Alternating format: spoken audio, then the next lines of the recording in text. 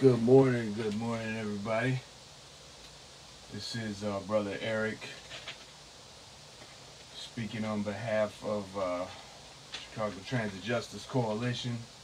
My report that I'm about to give you is pretty biased and not exactly 100% accurate. So if you want 100% accuracy, well, guess what? You need to go. Let's see if I get this little camera right here. Alright.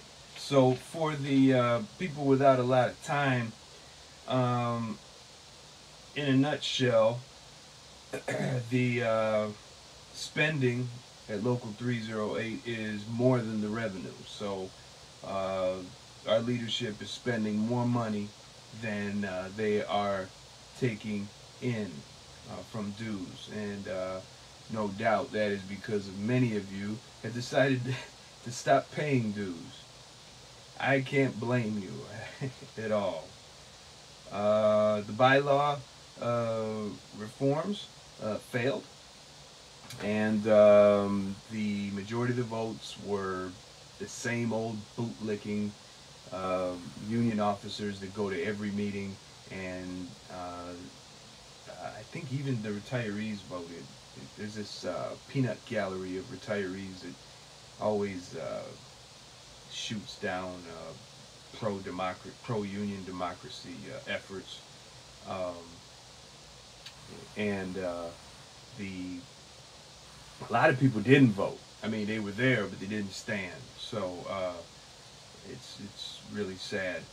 The RTOs, the operators, basically abandoned. One of them was totally screwed over with a grievance vote. And there was a motion for a strike vote that was seconded, and Boss Dixon ruled it out of order. Out of order. And he was about to, I'm sure, during that meeting, he had, when I got a little belligerent, he threatened to have me removed. And I don't give a damn. All right, let's get with the long report. So there you go. There's your short report for you people that say, you talk too long. All right. Let's see. Deborah Lane was not there. The Secretary of Treasury was not there. I think she was probably busy campaigning for Lori Lightfoot and Jonathan Jackson. But she did have our Assistant Secretary read reports as if she was there, and I think she understood that she had to do that because that's what it says in the bylaws. So that's good. I remember a meeting where we had nothing, and, you know, so I had to report them to the International. And they corrected their misbehavior. So the May minutes were read from the May meeting.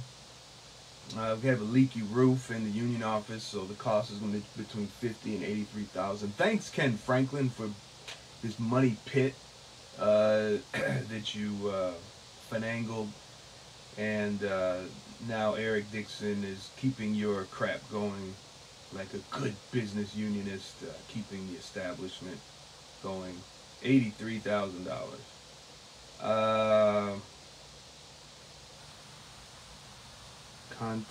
Contract books. The secretary only is allowing us to spend $15,000 for new contract books. So even if everyone doesn't get any, we're not going to spend more than $15,000 so that every single member who pays dues won't get a contract book. Only $15,000 worth for printing. But what's with these people? But then they had, we passed the motion. It was like me and maybe one other people were the only dissenting votes. Passed spending $3,000 for one caucus to go to a convention, and $2,000 something for another caucus to go to another convention. I mean, we're going to spend $5,000 on stupid conventions. We don't even get reports. Nobody benefits from this crap. And then we can't we have to limit the amount of money members get for contract books. Hell, every member should have 2 contract books. One at work and one at home. You know, or one if they lose one. Or if they give it away to someone that didn't get it. It's ridiculous. Our Assistant Secretary Catherine Donaldship read that off. So it's the Networking Women Plus. So they wanted $2,500 to go to the ATU convention. Get out of here with that crap. And then they get up there, y'all are a disgrace to the retirees. You know that? You really are. Because you sit there and you vote down everything that helps the members. You're always snickering and, protests and strikes. Ooh, you can't do that. You have to respect the leadership. You don't have to hold them accountable. Just vote for them and obey. Get the hell out of here with your crap. Go stay at home. If you're going to be a retiree and come to the membership meeting and then you sit here and stand up for all this corruption, please stay at home. Please. Enjoy your life pretending that everything is okay while you raise money for feeding the poor. And fight. You fight every single damn motion that feeds the members a good contract with full-time jobs for all. That's what you do. You know, you're so full of crap.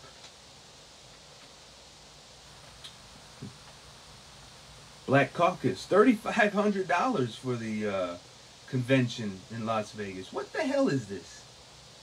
For what? What are you going to do at this convention? Sit around and drink?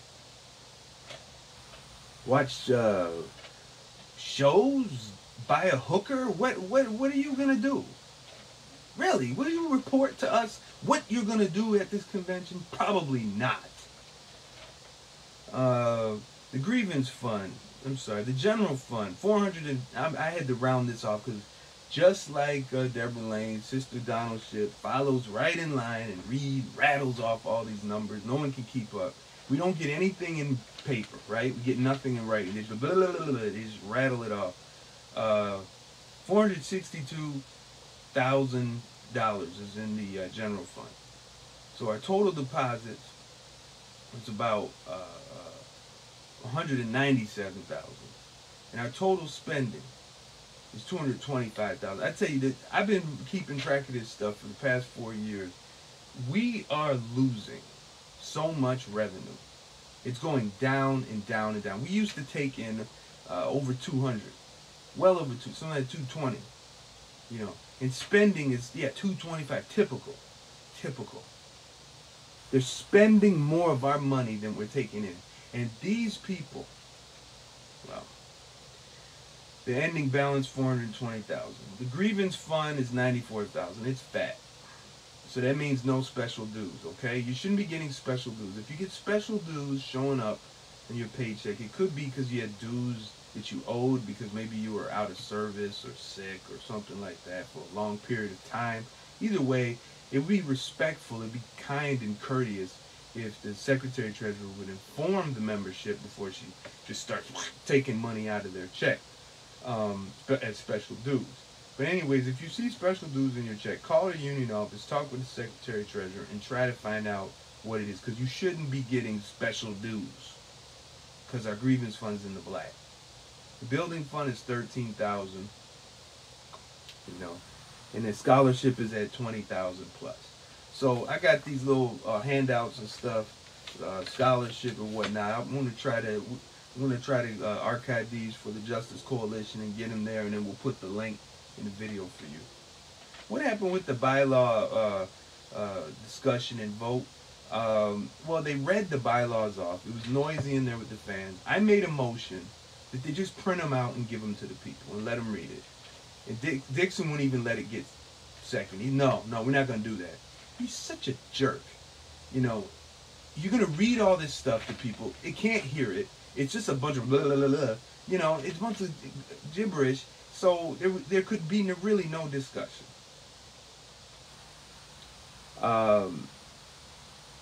So as far as the union officer said, oh, and then he said, oh, by the way, the executive board voted and they decided that none of these bylaw reforms should happen. I made a point. I said, it is not up to the executive board to change the bylaws. It is up to the membership. And the membership can change the bylaws. It doesn't. And then one of the retirees in the peanut gallery, no, that's the way it is. I said, show us in the bylaws. She couldn't show us because it doesn't exist. The executive board has no say in what we do with our bylaws. Read the damn bylaws. Y'all don't read the bylaws. You want to read the bylaws? ChicagoTransitWorker.com. Click on the button that says Know Your Rights. And you can read the bylaws online. You don't have to download anything. So the majority, they were all against. The majority that stood up were, of course, the officers. And there were quite a few members that didn't stand up because, frankly, it's confusing. If more of y'all would have came out, that would have helped a lot. You know, I don't know what it is, how many times we got to keep telling y'all. You think you're going to elect people and they're going to do the right thing and you not hold them accountable? Are you crazy? Let's just say you own a store and you hire some employees. You the owner of the store. You say, here's the money for the cash register, here's the inventory, here's the customer list, and here's what you need to do every night. And you're not going to go in every day, once a day, to check up to see how things are going? And you think your store is going to stay open? It's the same thing with a union. Okay, you elect people to serve you and the people, and you don't check up on them? You have to go to your membership meeting. You have to vote, yes or no, on spending and on bylaw changes. These bylaw changes would make it easier for you to control your union, to run for office, to cut out corruption. But if you don't go, you don't vote, it's just a few people that do it, nothing's going to change. Grievances. So the grievances are always interesting because what's the best thing about going to these membership meetings? You get to hear about what your coworkers are going through. You get a little, not everything, but you get a little sample of what coworkers are going through in different departments. So what I do is I write down things that we can learn from them, teachable moments, not mentioning names or locations. All right. I made a motion that we hear the cases that they decided to arbitrate. So that means cases that we weren't going to hear about, that were going to be sent to an arbitrator. Okay, so they read off the names. I heard of some that I recognized. It's funny, I made the motion. Dixon didn't call for a second, and then Penny McCoach just read them. So thank you, Sister Penny, for just doing it.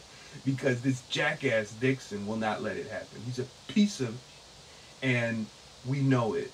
And you know it, Sister Penny and Brother Mark. You know that Dixon is a tyrant. You know he's anti-democratic.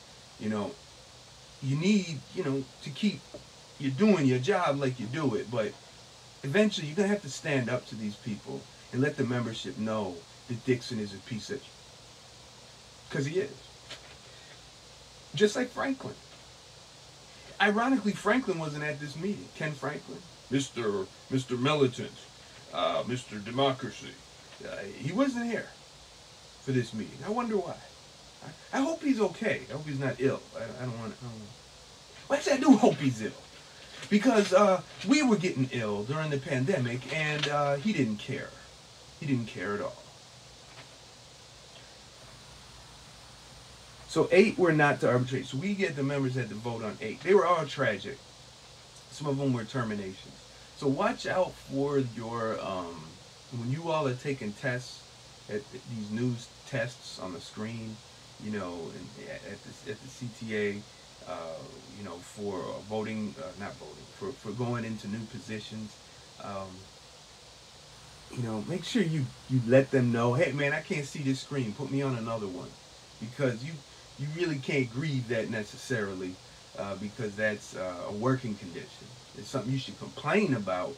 It's in a workplace complaint, but it's not necessarily a grievance. Although it could be, in my opinion. Contract.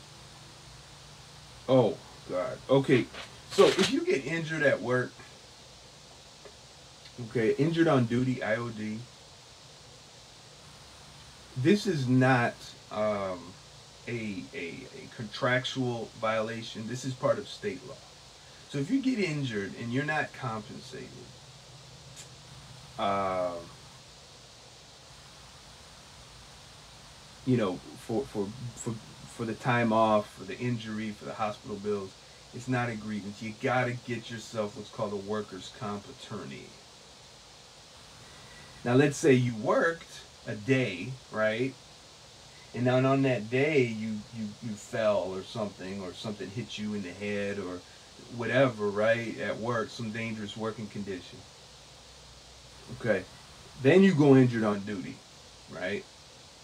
And then you don't get paid for that day that you came to work and you worked so many hours or whatever. Okay. Um, that you grieve. It's a contractual issue. Okay, but anytime after that, you're at home, you're convalescing, seeing the doctors, all that stuff. That's workers' compensation. Get a workers' comp attorney. Myself and other people in the union office, they have and coworkers have lots of references for you. I know a pretty good one, but let me know. What else did we learn? Workers' comp. Okay, so watch out for these sick book entries, y'all. These sick book entries, they pile up. You want to get your, especially you poor part-timers, full-time temporaries, second chancers, because you'll get no kind of sick pay whatsoever. So you do these sick book entries, okay? You can actually one sick book entry, you can be out for weeks. I forgot what it is. It's, 60 weeks or something. It's a long time. So, take your time, heal up, get over your cold, whatever it is you're dealing with, as opposed to, you get sick and then a couple days later you're still feeling crappy, you come out, you go back in. That's 2 entries. And each one of these entries pile up. 6 of them, they can fire you. Okay? So, the other thing is FMLA. It's a federal law. Try to get it. Try to talk to your doctor. You got parents to take care of, children to take care of. You got some issues, chronic illness, you got some diabetes, you got some asthma, whatever, okay? Get that FMLA. It's the law, okay? People will make fun of you that you're calling off. It's okay. Don't worry about it. Just do it, okay? I'm gonna try to do it because I got some issues, up here. Because when I go to these union meetings, I become a little bit more crazy.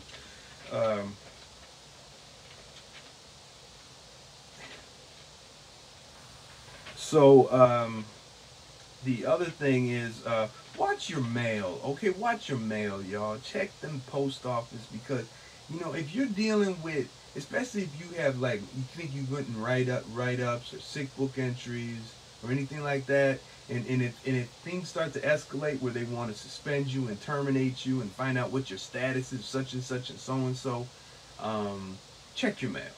If you don't want to answer the mail, you don't want to reply to it, that's understandable. Sometimes you'll get stuff, and you're like, what is this crap? You know what I mean? That's fine, but check your mail. Because when the CTA starts sending you stuff regarding your job, it usually means you're about to lose it. Okay? So check your mail. Be vigilant. If you can't go and check it because you're somewhere else, have a trusted someone check it for you. Okay? Watch your lineup.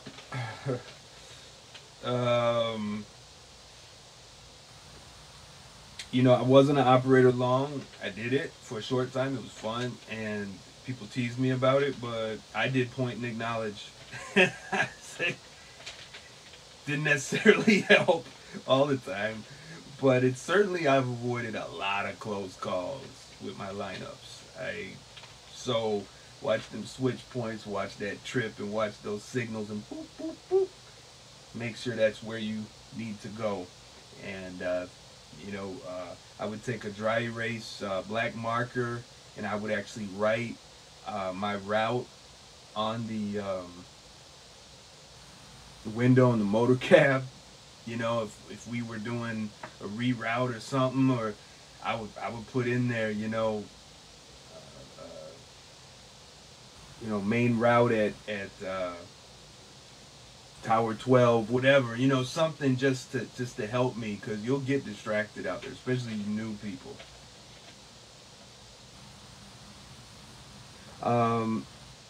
Okay, so yeah, okay, transit operators are being kept past their TW time and being punished if they leave at the TW time. This is totally wrong. This is unjust. And union leadership don't want to help organize to fight for this. Y'all got to come up with some clever ways to protest these TW things, because they're killing you out there. All right? They're killing you. You know it. Keep coming to the meetings, expressing what you're going through, but at the same time, you need to start making motions for action. Don't just come and complain at the union meeting, because the president don't give a damn about you. He doesn't care. And as far as the money goes, he's probably pulling in $300,000 now with his CTA pension and what we pay him and his PPP loans and all kind of crap. And the leadership, the other people around him, don't care either. They say, well, that's just the way it is. We can't tell the CTA what to do. That's because, they're corrupt. But you can tell the CTA what to do. You can make motions for different types of actions and civil disobedience. You're doing a two-person job, and now you're being made to stay past your time, more than 8 hours. Do you know what happens when the engineers on Amtrak are past their time? It's called they die. It means the train doesn't move until a new crew replaces them. Okay? Okay? And that's not going to happen if you don't make it happen. Now you bring on another union, because that's not going to work either, because they just want our money. Okay? You have to organize, and you have to fight. And I bring these things up to y'all. I said, let's do it. Come with the Justice Coalition. Let's do something. Y'all should do something. You got people that will support you. You don't necessarily have to do a strike, a wildcat, but at the same time, you got to do something. Because these Dixon don't give a damn. Franklin don't give a damn. Keith Hill don't give a damn. They don't. They don't. In fact, they'll be happy if you die from stress, because then they'll get new people to come in that they can keep down and feed them BS.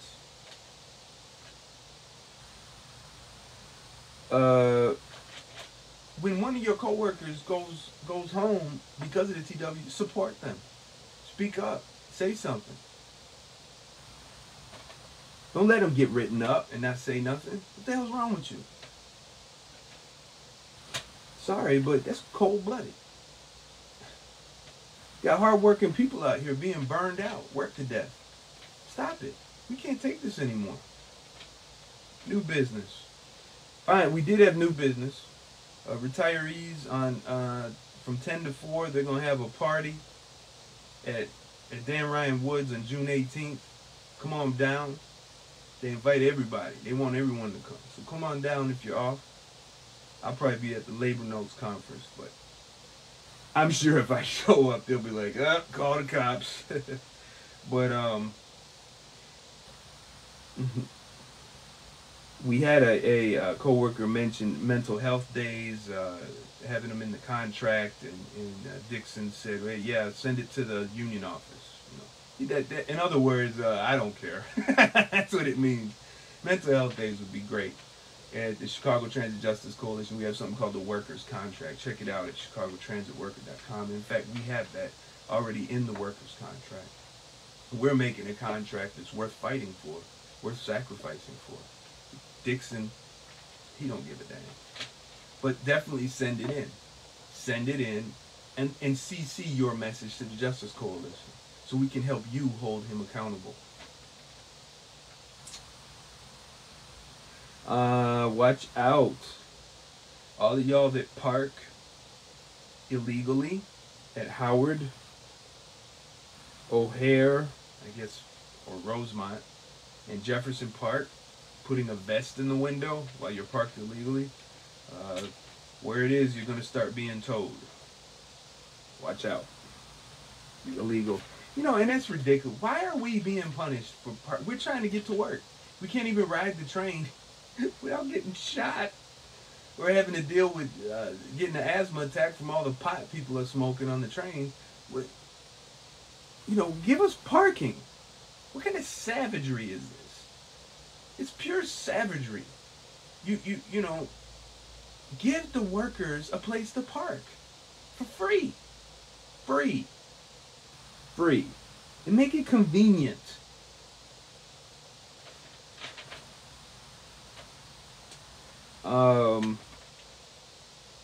Car services, watch out. Some of y'all have been sweeping trash out of the trains onto the yard, and some switchmen have been hurt. Okay, so just take that trash bag with you, fill it up, take your time, get it done right. Or if there's an issue that's kind of where you have no choice and you're having to do that, let's bring that up. Let's bring that up, because that's a working condition, you know. And you shouldn't, if you're basically got no choice, well, you got no choice. And we need to bring that up so that the switchmen aren't hurt, and you're not hurt, and you're not written up, right? Because I don't know. This is just what they bring up. I'm just sharing it with you. We don't know what the deeper levels are. Okay, uniforms. Those of y'all with uniforms, some of y'all haven't been receiving them with this new place called the Cop Shop.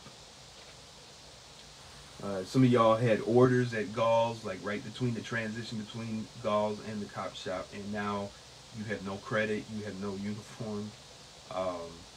So Dixon said he'll work on it, I guess.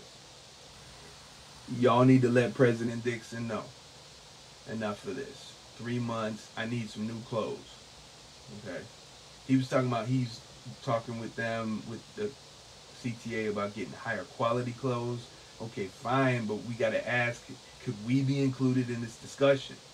Or demand it? Those of you who wear the uniforms, you should be a part of any discussions that the president has with the CTA. You have to let him know. You have to demand it. Because if you don't, I guarantee you, he will go in there, he'll make a deal with them. And then you'll be like, what the hell is this? Oh, you got better quality clothes, but it's going to cost twice the amount. And there goes the increase in your uniform allowance, right? So, you know, you got to hold the leadership accountable. Ain't nothing gonna change if you don't. Almost done. So the Black Women's Caucus was explaining how the money is used when they, you know, raise your own money for your caucus. I'm in a caucus. It's called the Justice Coalition. We don't ever ask the membership for money from the union treasuries. Okay, raise your own damn money. We need the money for us to fight. Like real unions do. Not to spend money on your charities, okay? What the hell with your charities? We're our people in poverty, our own coworkers in poverty. Why? Because we don't want to have full-time jobs for them. What the hell is this? Is this a union? This ain't no union. It's a protection racket.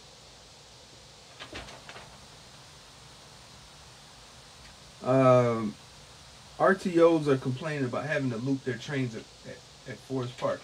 You know, they're not even trained to do this.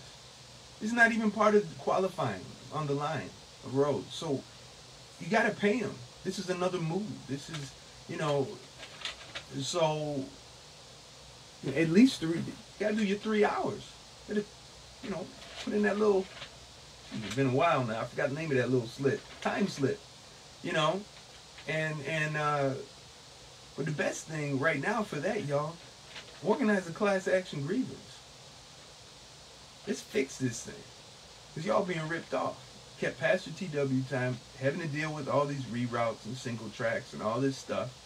And, doing more work, more responsibility with less money. That's what's happening. That's called a speed up.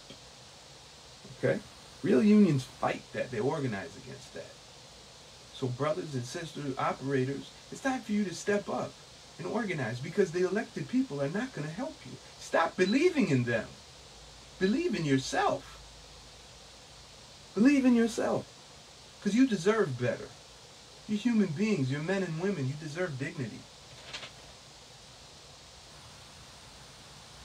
So a member brought up a strike vote. Read it. It was seconded. And Boss Dixon said it's out of order. So I asked, why? Why is it out of order? He said, because I said so. I said, really? So anybody can bring up any kind of motion. I could bring up a motion, or you could, anyone here, any of y'all could bring up a motion. I motion that we do 25 jumping jacks. Eric Basir stands up. I second it. Then the president has to say, okay, everyone who wants to do 25 jumping jacks, vote. We're going to have a vote. And only 3 people out of 20 say they want to do jumping jacks. Well, the motion dies. But this jackass, just like Keith Hill, when a strike vote was read, motioned for, he calls it out of order. Because I say so. Because I say so. Man, you ain't nothing. You ain't nothing. But see, what you are is you an outlaw. You don't care about democracy. You don't care about the truth. You don't care about the law. And you a straight up criminal. And charges are being put together to be proffered on your tyrant self. And Ken Franklin, you want to run for president too? Good luck. We'll be coming after you too. Especially if you don't repent and you start acting like this, like you used to act, which I'm sure you will. Coward. So, that's it. Y'all want a better union? It ain't gonna happen unless you stand up and hold these clowns accountable. Peace.